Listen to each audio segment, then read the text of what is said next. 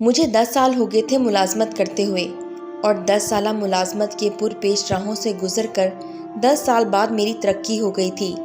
ترقی ملتے ہی دوسرے شہر میں میرا تبادلہ کر دیا گیا۔ میں حد سے زیادہ پریشان تھا کہ اجنبی شہر جہاں مجھے کوئی جانتا تک نہیں ہے، مجھے اکیلے کو وہاں کوئی کیسے رکھے گا؟ اگر کہیں کوئی کمرہ کرائے پر مل بھی جاتا ہے تو آج کل کمروں کے کرائے کون سے کم ہیں؟ پھر کھانے پینے کا بھی مسئلہ ہوگا۔ میں باہر سے کھانا نہیں کھا سکتا۔ پہلے ہی 4 سال باہر سے کھانا کھا کھا کر میری صحت بہت خراب ہو چکی تھی۔ اب مجھے تلاش تھی تو کسی ایسے گھر کی جہاں رہنے کے لیے کمرہ کرائے پر مل جائے اور ساتھ ہی کہیں سے گھر کے کھانے پینے کا انتظام بھی چلتا رہے۔ آفس کے ایک ساتھی کی مدد سے مجھے نئے شہر میں کمرہ مل تو گیا، لیکن میں ابھی بھی اندر سے بہت خائف تھا کہ نہ جانے آگے کیا ہوگا۔ کوئی 2-4 ماہ کی بات ہوتی تو میں دل پر پتھر رکھ کر سب برداشت کر لیتا، لیکن یہاں تو معاملہ ساری زندگی کا تھا۔ اب مجھے مستقل اسی شہر میں رہنا تھا اور اسی شہر کے لوگوں کو اپنا ماننا تھا۔ جس گھر میں مجھے کمرہ ملا، میں اس گھر کی بلائی منزل پر رہتا تھا۔ گھر کے نچلے حصے میں ایک بزرگ خاتون رہتی تھی۔ جب میں اپنے ساتھی کے ساتھ نئے گھر میں گیا تو میں نے دیکھا کہ گھر کے بیرونی طرف سیڑھیاں بنی ہوئی تھیں جو سیدھی بلائی منزل تک جاتی تھیں۔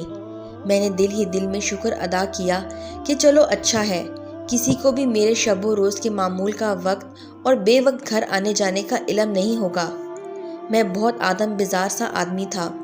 میں نے نئے شہر میں آ کر یہی سوچا تھا کہ میں کسی سے بھی زیادہ سلام دعا نہیں رکھوں گا، بس اپنے کام سے کام رکھوں گا۔ میرا ساتھی کمرے کی چابی میرے حوالے کر کے جا چکا تھا۔ میں کمرہ کھول کر اندر داخل ہو گیا۔ کمرہ صاف ستھرا اور ہوادار تھا۔ کھڑکی سے روشنی بھی چھن چھن کر اندر آ رہی تھی۔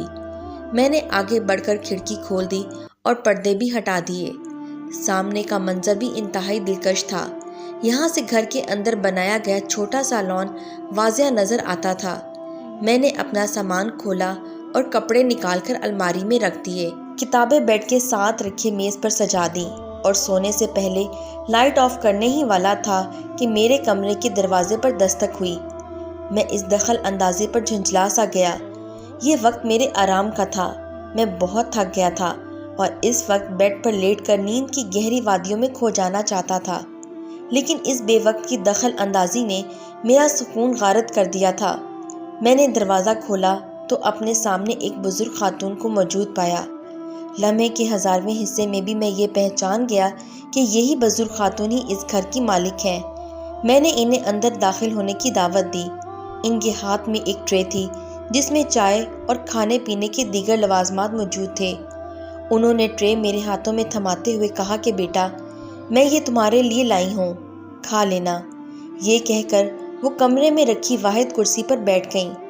اس کے بعد سوال و جواب کا وہ سلسلہ شروع ہوا کہ اللہ کی پناہ، میں ہر سوال کا جواب دے کر سوچتا کہ شاید یہ آخری سوال ہوگا، لیکن آخری سوال کے ساتھ ہی وہ اگلا سوال شروع کر دیتیں۔ میرے ہر جواب کے ساتھ وہ اپنی گزشتہ حیات کا بھی کوئی واقعہ یاد کرنا شروع ہو جاتیں، اور مجھے چاروں ناچار وہ سب سننا پڑ رہا تھا۔ 2 گھنٹے کی لا یعنی باتوں کے بعد وہ اٹھ کر جانے لگیں تو مروتاً بھی میں نے انہیں بیٹھنے کے لیے نہیں کہا، کیونکہ میں پہلے ہی ان کی بے سروپا باتیں سن چکا تھا، مزید کچھ بھی سننا نہیں چاہتا تھا۔ ان کے جانے کے بعد میں خود کو ہی کوستا ہوا سونے کی کوشش کرنے لگا۔ خواہ اتنا وقت فضول باتوں میں صرف کیا۔ بھلا میرے سامنے ازمنہ وسطی کی قصے سنانے کی کیا ضرورت تھی؟ نیند کی وادی میں جانے سے قبل میری آخری خود کلامی یہ تھی، آئندہ میں ان کی کوئی بات نہیں سنوں گا، بس سلام دعا کر کے نکل لوں گا۔ اس کے بعد میں معمول کے مطابق آفس جانے لگا۔ جیسے ہی ہر روز صبح سویرے تیار ہو کر نکلتا، ان سے سامنا ہوتا تو وہ مجھے ہر وقت پند و نساء کی پوٹلیاں تھماتی رہتیں۔ یہ ایسے نہیں کرنا، یہ ویسے نہیں کرنا، یہ مت کھاؤ، رات گئے تک باہر مت رہو، یہ نہیں پہننا، وہ نہیں پہننا۔ میں چند دن تو ان کی یہ سب باتیں اور روک ٹوک یہ سب سوچ کر برداشت کرتا رہا کہ شاید وہ اپنے بچوں سے دور ہیں تو اس لیے وہ مجھ میں اپنے بچوں کا عکس تلاش کرتی ہیں اور مجھے اسی وجہ سے روک ٹوک کرتی ہیں۔ جب میرے ہر کام میں ان کی مداخلت حد سے بڑھنے لگی تو میں نے ان کا سامنا نہ کرنے اور ان سے بات نہ کرنے کا فیصلہ کر لیا۔ میں صبح سویرے گھر سے نکلتا اور رات گئے ہی گھر لوٹتا۔ میں ہر ممکن کوشش کر رہا تھا کہ ان سے میرا سامنا نہ ہو۔ کسی دن اگر میں جلدی گھر واپس آ جاتا تو وہ میری منتظر ہوتی۔ کمرہ حسب معمول صاف ستھرا ہوتا اور کھانا تازہ ملتا جو وہ بزرگ خاتون بنا کر دیتی تھیں۔ کھانے کے ساتھ ساتھ ان کی نصیحتوں کی پٹاری بھی کھل جاتی۔ وقت کا کام ہے گزرنا اور وقت تیزی سے گزرتا جا رہا تھا۔ میں جلد آفس جانے کا بہانہ بنا کر نکل جاتا اور کام کے بہانے تاخیر سے لوٹتا۔ میں اپنے ذہن میں یہی خیال کرتا کہ دیر سے گھر جاؤں گا تو تب تک وہ سو چکی ہوں گی، مجھ سے کوئی سوال جواب کرنے والا اور پند و نساء کی پٹاری ہاتھ میں تھمانے والا کوئی نہیں ہوگا۔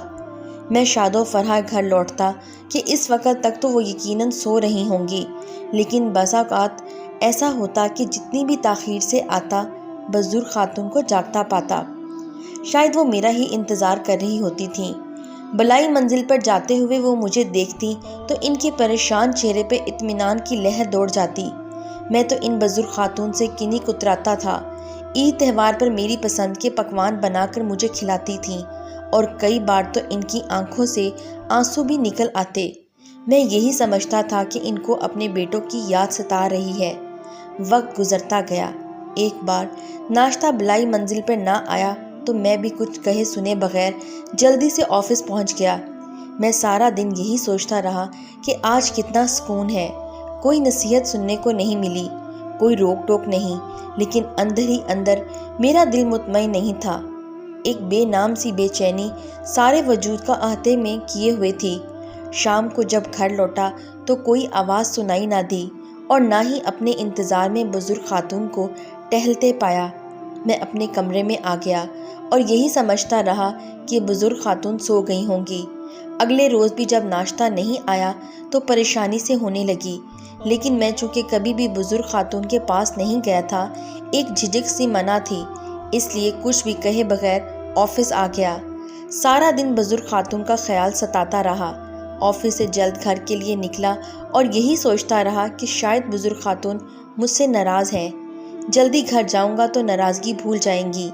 گھر آیا تو میری بائک کی آواز سن کر بھی جب انہوں نے باہر نہیں دیکھا تو پریشانی بڑھ گئی۔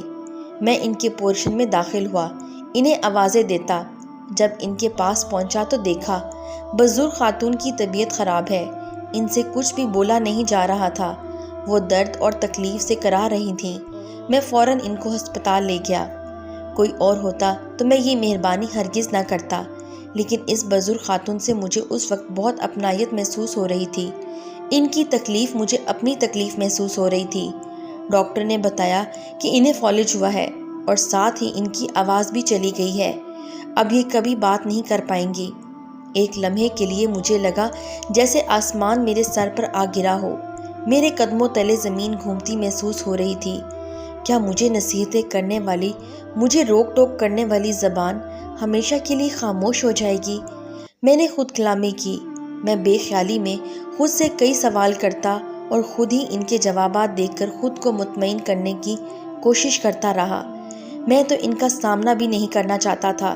ان کی ڈانٹ ڈپٹ اور روک ٹوک سے بہت تنگ تھا۔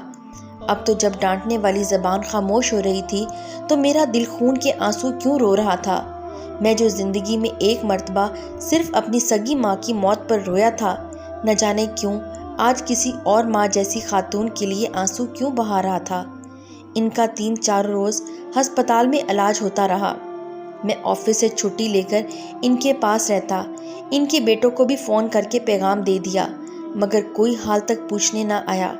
بزرگ خاتون کی آنکھیں بار بار ہسپتال کے کمرے کے دروازے تک جاتی اور بے مراد لوٹ آتی۔ شاید وہ اپنی اولاد کی آمد کی منتظر تھیں۔ ہسپتال سے ڈسچارج ہونے کے بعد میں انہیں گھر لے آیا اور ساتھ ایک خاتون کا انتظام کیا جو ان کی دیکھ بھال کر سکے۔ بزرگ خاتون کی حالت روز بروز بگڑتی جا رہی تھی۔ میں بہت کوشش کر کے انہیں کھانا کھلاتا، ان کی دوائی کا خیال رکھتا تھا۔ بزرگ خاتون جن کی نصیحتوں سے میں تنگ تھا، اب ان کی آواز سننے کو ترس گیا تھا۔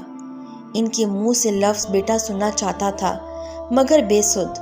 بزرگ خاتون دن بدن کمزور ہوتی جا رہی تھیں۔ ان کی خالی و ویران آنکھوں میں جھانکتا تو یوں محسوس ہوتا کہ جیسے وہ جینے کی چاہ ہی چھوڑ چکی تھیں۔ انسان تب تک زندہ رہتا ہے جب تک اس میں جینے کی لگن موجود رہتی ہے۔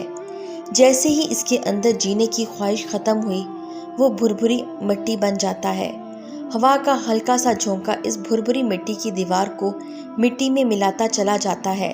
آفس میں بھی میرا دل نہیں لگتا تھا۔ پہلے میں جان بوجھ کر تاخیر کرتا تھا، اب جلدی گھر جانے کی کوشش میں ہوتا تھا۔ وقت بیت رہا تھا۔ بزرگ خاتون سے اپنے رویوں کی معافی بھی مانگتا تھا، مگر ان کی آنکھوں سے بس خاموش آنسو ہی بہتے رہتے تھے۔ یہ سب دیکھ کر میں خود کو کوسنے لگتا اور شرمندگی مزید بڑھ جاتی۔ ایک روز صبح اٹھا تو انہیں دوائی دینے اور ناشتہ کروانے کے لیے گیا۔ دیکھا تو وہ بزرگ خاتون آخری سانسیں لے رہی تھیں۔ میں نے جلدی سے آگے بڑھ کر ان کا ہاتھ تھام لیا۔ میرا ہاتھ تھامتے ہی انہوں نے مطمئن ہو کر آنکھیں بند کر لیں اور ساتھ ہی ان کا سر دوسری طرف ڈھلک گیا۔ میں نے چیخ چیخ کر ان کو آوازیں دیں، مگر وہ گہری نیند سو چکی تھیں۔ مجھے ایسا محسوس ہوا جیسے میری دنیا ہی ختم ہو گئی ہو، میرے سر سے چھت چھین لی گئی ہو۔ بزرگ خاتون کے بیٹوں کو اطلاع پہنچائی تو انہوں نے آنے سے صاف انکار کر دیا۔ انہوں نے کہا کہ جب ماں ہی نہیں رہی تو ہمارا اب پاکستان میں کیا ہے؟ اب ہم کبھی پاکستان نہیں آئیں گے۔ مجھے ان سے اس بے حسی کی امید نہیں تھی۔ انہوں نے کہا کہ تدفین کر دو۔ میں پریشان سا تھا۔ تدفین کے تمام فرائض میں نے سر انجام دیے۔ ان کی وفات کے بعد گھر کی صفائی ستھرائی کے دوران ایک کاغذ مجھے ملا، جس کے مطابق اب وہ گھر جس میں میں کرایہ دار کی حیثیت سے رہ رہا تھا، اب وہ میرے نام تھا۔ بزرگ خاتون اپنا مکان میرے نام کر گئی تھیں۔ میں نے ان کے بیٹوں کو بہرحال پیغام بھیجے، لیکن انہوں نے واپس نہیں آنا تھا اور نہ وہ واپس آئے۔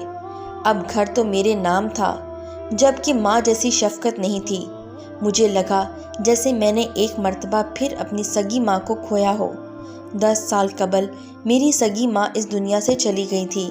ان کی وفات کے بعد میں دوسری مرتبہ اس بزرگ خاتون کی وفات پر رویا تھا اور بے انتہا رویا تھا۔ ساری عمر کرائے کے مکانوں میں دھکے کھانے کے بعد اب مجھے میرے نام کا گھر ملا تھا، لیکن میں اس گھر میں خوش نہیں تھا۔ خالی گھر مجھے کاٹ کھانے کو دوڑتا تھا، لیکن اب افسوس و پشیمانی کے علاوہ میرے پاس کرنے کے لیے اور کچھ نہیں تھا۔